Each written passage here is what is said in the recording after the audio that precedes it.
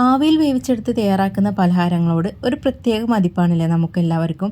ഇന്ന് നമ്മൾ ചെയ്തെടുക്കുന്നത് പഴം വെച്ചിട്ട് നല്ലൊരു അടിപൊളി 4 മണി പലഹാരമാണ് കേട്ടോ.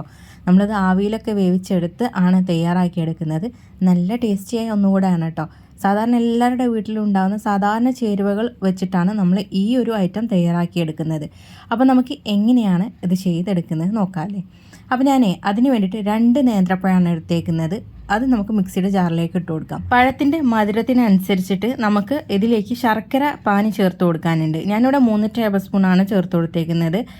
മധുരമുള്ളതാണെങ്കിൽ നമുക്ക് 2 ടേബിൾ സ്പൂൺ തന്നെ ചേർത്ത് കൊടുത്താൽ മതി കേട്ടോ. ഒരു പിഞ്ച് ഉപ്പും കൂടെ ചേർത്തിട്ട് ഒട്ടും വെള്ളമില്ലാതെ ഞാനത് നല്ല പോലെ പേസ്റ്റാക്കി എടുത്തിട്ടുണ്ട് കേട്ടോ. അത് നമുക്ക് വേറൊരു പാത്രത്തിലേക്ക് ഇട്ട് കൊടുക്കാം. ഇനി നമുക്കിതിലേക്ക് അരിപ്പൊടിയാണ് വേണ്ടത്. ഞാൻ ഏകദേശം 1 കപ്പ് അരിപ്പൊടി എടുത്തിട്ടുണ്ട്. നമ്മുടെ പഴത്തിൻ്റെ സൈസിന് അനുസരിച്ചിട്ടുണ്ടല്ലോ ഈ അരിപ്പൊടി ചേർക്കുന്നിടത്ത് വ്യത്യാസം വരും കേട്ടോ. നമ്മളിത് മാവ് തയ്യാറാക്കുന്ന സമയത്ത് എത്രത്തോളം കുറച്ച് അരിപ്പൊടി ചേർക്കാൻ പറ്റുന്നോ അത്രത്തോളം കുറച്ച് നമ്മൾ അരിപ്പൊടി ചേർത്തിട്ട് നിങ്ങൾക്കിത് ഉരുട്ടിയെടുക്കാൻ പറ്റുന്നുണ്ടെങ്കിൽ അങ്ങനെ നിങ്ങൾക്ക് ചെയ്തെടുക്കാം കേട്ടോ. നമ്മുടെ കയ്യിൽ ആ ഒട്ടുന്ന ആ ഒരു പരുവത്തിൽ നിന്ന് ഒന്ന് പോയി കിട്ടിയാൽ മതി. അത്രയും നമുക്കിതിലേക്ക് അരിപ്പൊടി ചേർത്ത് കൊടുക്കാം. ഞാനിവിടെ ഏകദേശം 1 കപ്പാണ് ചേർത്ത് കൊടുത്തേക്കുന്നത്. എന്നിട്ട് ഞാൻ അല്പം നെയ്യും കൂടെ ചേർത്തിട്ട് ഞാനത് ഇതുപോലെ മാവാക്കി എടുത്തിട്ടുണ്ട്. ഇനി നമുക്കിത് ബോൾസ് ആക്കി എടുക്കുകയാണ് ചെയ്യാനുള്ളത്. ഞാനിപ്പോൾ ഇതൊരു ബോൾസ് ആക്കിയിട്ടാണ് എടുക്കുന്നത്. അതല്ല നിങ്ങൾക്ക് ഇഷ്ടമുള്ള ഷേപ്പിൽ നിങ്ങൾക്ക് ആക്കി എടുക്കുന്നെങ്കിൽ അങ്ങനെ ചെയ്തെടുക്കാം കേട്ടോ. ഞാനിപ്പോൾ ഈ ഒരു സൈസിലെ ബോൾസ് ആക്കിയിട്ടാണ് എടുക്കുന്നത്. ഇതിലും ചെറുതാക്കിയിട്ട് നിങ്ങൾക്ക് ഉരുട്ടിയെടുക്കാൻ പറ്റുവാണെങ്കിൽ അതുതന്നെയായിരിക്കും നല്ലത് കേട്ടോ. അപ്പോൾ കണ്ടല്ലോ നമ്മുടെ ആ മാവൊക്കെ നമ്മൾ ഇതുപോലെ ഒരു ബോളിൻ്റെ ഷേപ്പ് ആക്കിയിട്ട് എടുത്തിട്ടുണ്ട് കേട്ടോ. ഇനി നമുക്കിത് ആവി കയറ്റിയെടുക്കാനും ചെയ്യാനുള്ളത്. ഞാനിവിടെ ആവിപാത്രം വെച്ചിട്ടുണ്ട്. അതിൻ്റെ മുകളിലേക്കായിട്ട് നമ്മൾ ഈ ഒരു ബോൾസ് ഇട്ട് കൊടുത്തതിന് ശേഷം ഒരു 10 മിനിറ്റോളം നമ്മളിത് ആവി കയറ്റിയെടുക്കുക കേട്ടോ. 10 മിനിറ്റ് ആവി കയറ്റിയതിന് ശേഷം നമുക്കിത് അവിടെ മാറ്റി വയ്ക്കാം. എന്നിട്ട് നമുക്ക് ഇതിലേക്ക് കുറച്ചുകൂടെ ചേരുവകൾ നമുക്ക് ചേർത്തെടുക്കാനുണ്ട്. അപ്പം നമുക്ക് ഇനി അതെങ്ങനെയാണ് ചെയ്തെടുക്കുന്നത് നോക്കാം. ഞാനിവിടെ 1 ടീസ്പൂൺ നെയ്യ് എടുത്തിട്ടുണ്ട്. നമ്മൾ ഈ നെയ്യിലേക്ക് ഒന്നെങ്കിൽ നിങ്ങൾക്ക് കാഷ്യൂനട്ട് ചേർത്ത് കൊടുക്കാം, അതല്ലെങ്കിൽ ആൽമണ്ട്സ് ചേർത്ത് കൊടുക്കാം കേട്ടോ. എൻ്റെ കയ്യിലിപ്പോൾ ആൽമണ്ട്സ് ഉണ്ടായിരുന്നത്, അതുകൊണ്ട് ഞാൻ ഇത് ചേർത്ത് കൊടുക്കുന്നു.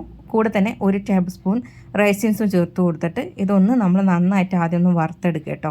ഇനി അതിലേക്ക് എള്ളാണ് ചേർത്ത് കൊടുക്കുന്നത്. ഒരു 1/2 ടേബിൾ സ്പൂണോളം വെളുത്ത എള്ളും അതുപോലെ തന്നെ 1/2 ടേബിൾ സ്പൂണോളം കറുത്ത എള്ളും ചേർത്ത് കൊടുക്കുന്നുണ്ട്. ഇതിലേതെങ്കിലും ഒന്ന് ഉള്ളെങ്കിൽ അത് മാത്രം ചേർത്ത് കൊടുത്താലും മതി. പിന്നെ നിങ്ങൾക്ക് ഇതിലേക്ക് എന്തൊക്കെ ചേർക്കാൻ ഇഷ്ടമുണ്ടോ അതൊക്കെ നിങ്ങൾക്ക് ഇതിലേക്ക് ചേർത്ത് കൊടുക്കുക കേട്ടോ.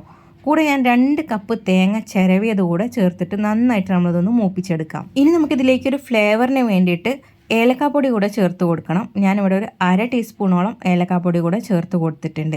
ഇനി നമുക്കിതിലേക്ക് മധുരത്തിൻ്റെ ആവശ്യത്തിനുള്ള ശർക്കര പാനി കൂടെ ചേർത്ത് കൊടുക്കാം കേട്ടോ. ഞാനിവിടെ ഒരു 1/3 കപ്പോളം ചേർത്ത് കൊടുക്കുന്നുണ്ട്. മധുരം നമ്മളുടെ ഇഷ്ടത്തിനനുസരിച്ച് നിങ്ങൾക്ക് ചേർത്ത് കൊടുക്കാം. പഴത്തിൻ്റെ മധുരവും ഒക്കെ നോക്കിയിട്ട് വേണം നിങ്ങളിത് ചേർത്ത് കൊടുക്കാനായിട്ട്. ഞാനിവിടെ ഏകദേശം ഒരു 1/3 കപ്പ് ചേർത്ത് കൊടുത്തിട്ടുണ്ട്. ശർക്കര നല്ല കട്ടിക്കാണ് ഇരിക്കുന്നതെങ്കിൽ അല്പം വെള്ളം ചേർത്ത് കൊടുക്കുക, അല്ലെങ്കിൽ ചേർക്കേണ്ട ആവശ്യം വരില്ല കേട്ടോ. ഇനി നമ്മൾ നേരത്തെ ആവി കയറ്റി വെച്ചിട്ടുണ്ടായിരുന്ന ആ ഒരു നേന്ത്രപ്പഴത്തിൻ്റെ ബോൾസ് ഉണ്ടല്ലോ, അത് നമ്മൾ ഇതിലേക്ക് ചേർത്ത് കൊടുത്തിട്ട് നന്നായിട്ട് നമ്മളൊന്ന് മിക്സ് ചെയ്തെടുക്കുക. ഇത്രയേ ഉള്ളൂ നമുക്കിനി ഇത് ചെയ്തെടുക്കാനായിട്ട്. ലാസ്റ്റ് ഞാൻ ഇതിലേക്ക് അല്പം ഒരു ഉപ്പ് കൂടെ ചേർത്ത് കൊടുക്കുന്നുണ്ട്. ഒരു പിഞ്ച് ഉപ്പ് കേട്ടോ. അതുകൂടെ ചേർത്തിട്ട് ജസ്റ്റ് ഒന്ന് ഇളക്കിയെടുക്കാം. അത്രയേ ഉള്ളൂ നമുക്കിത് ചെയ്തെടുക്കാനായിട്ട്. വളരെ ഈസി അല്ലേ ചെയ്തെടുക്കാനായിട്ട്. നമ്മുടെ വീട്ടിൽ എപ്പോഴും ഉണ്ടാകുന്ന ചേരുവയാണല്ലേ ശർക്കര, തേങ്ങ, അതുപോലെ തന്നെ നേന്ത്രപ്പഴമൊക്കെ, പിന്നെ അരിപ്പൊടിയും എല്ലാ വീട്ടിലും ഉണ്ടാകുന്ന ഐറ്റംസ് തന്നെയാണ്. അപ്പം നമ്മൾ വീട്ടിലുണ്ടാകുന്ന സാധാരണ ഐറ്റംസ് വെച്ചിട്ട് നമുക്ക് ചെയ്തെടുക്കാൻ പറ്റിയ ഒരു കിഡിലൻ 4 മണി പലഹാരമാണ് കേട്ടോ. എല്ലാവരും ഒന്ന് ട്രൈ ചെയ്ത് നോക്കുക. അപ്പോൾ നിങ്ങൾക്ക് ഈ ഒരു വീഡിയോ ഇഷ്ടപ്പെടുവാണെങ്കിൽ ലൈക്ക് ചെയ്യാൻ മറക്കരുത്, ഷെയർ ചെയ്യാൻ മറക്കരുത്. അതുപോലെ തന്നെ ഈ ഒരു ചാനലിലേക്ക് ആദ്യമായിട്ട് വരുന്നവരുണ്ടാവും. അങ്ങനെ ഉള്ളവരാണെങ്കിൽ നമ്മുടെ ചാനൽ ഫോളോ ചെയ്യാനും കൂടെ മറക്കരുത് കേട്ടോ.